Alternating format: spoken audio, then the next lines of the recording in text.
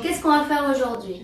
On va vous présenter la galette érythréenne en version un peu plus sucrée, donc pour fêter la Chandeleur. Je vais vous présenter donc Mouna, qui est la fondatrice de l'association Mosob Enoch. Sans plus tarder, on va faire la bienvenue à Mouna et à Saron. Bonjour, on va quand même découvrir ma recette secrète aujourd'hui, ça s'appelle krecha.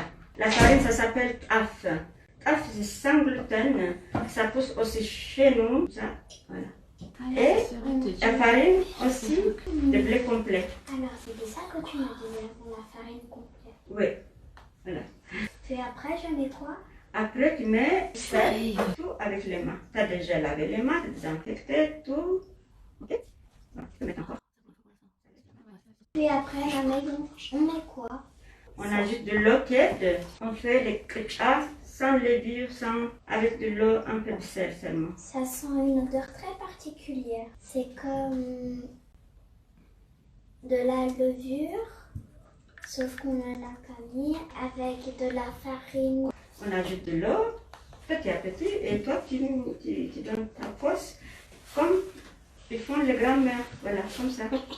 Voilà, notre krecha, il est presque, il est en train de mélanger et prêt. Bravo, comme ça. Encore. Il n'est pas très collante. On dirait de la pâte à fixe. La farine F, et le F, ça pousse en Éthiopie ou en Érythrée. C'est une graine spéciale en fait, sans gluten, et c'est bon pour la santé. Et puis, on ajoute juste un petit peu pour krecha, la farine complète. Krecha, c'est galette en Érythrée. Ça, c'est une graine, mon secret que j'ai dit tout à l'heure. Ouais. C'est une graine qu'on achète aussi dans n'importe quel magasin indien. Ici, en Éthiopie, en Érythrée, magasin Marcato que je viens de dire tout à l'heure. Ça s'appelle nigel en français. Nigel. C'est comme du poivre. Là maintenant, on va. La poêle, elle faut 100 grammes. On va montrer aussi la poêle. On laisse 2 heures se reposer. Si on met les levures. Là, directement, on va mettre dans la poêle déjà préchauffée. Donc 5 minutes, ça prend 5 minutes, 10 minutes pour faire 5 minutes d'un côté, 5 minutes de l'autre. La pâte âpre.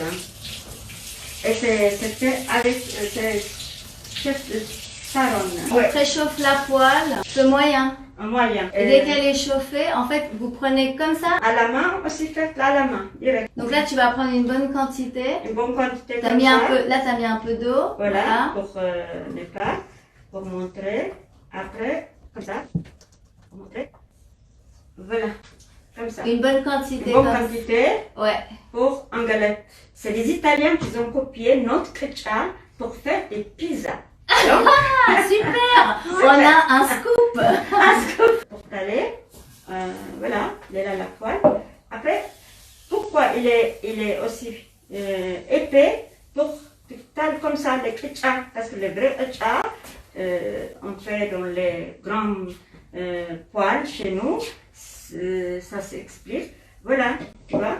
Après, ça, c'est typique tradition qu'on utilise avec les mains. Mais je vais la couvrir comme ça maintenant pour que ça se fait cuire là. Il est là, avec les mains, c'était comme ça, et puis tourner comme ça. Voilà, encore 3 minutes. Ça, c'est de taf blanc, Ouais. et ça, c'est de taf blanc.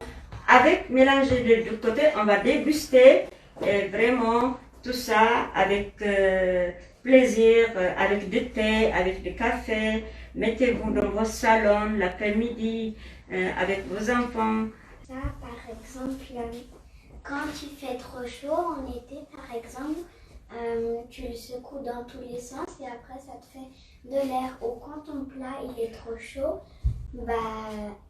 tu fais de l'air et après ça devient moins chaud. Tout à fait, comme dessin. Ah, c'est toi qui as créé ça. Voilà, c'est elle. Ouais.